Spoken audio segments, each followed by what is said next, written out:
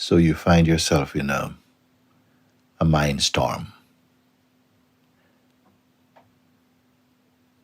with quite a few things to work out in order to make clear and to move on, so to speak, as they are with many, many, many millions of people. But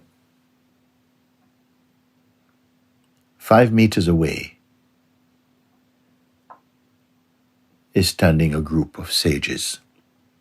Ramana Maharshi, Sri Punjaji, Sri Nisargadatta Maharaj, Sri Yogi Ram Sarat Kumar, Sri Ananda Mahima, Lord Christ, Lord Ram,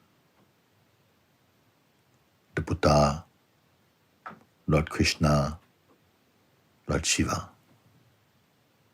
They're standing there, looking at you. And you have a choice to continue to work at your mind, to sort out yourself, or to walk the distance to be in their company. You choose. But if you choose to be in the company, in the field of the sages,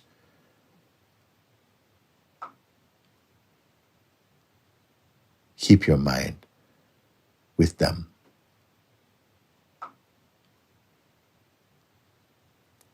And know that from now on, wherever you go, you're in their field and they are with you.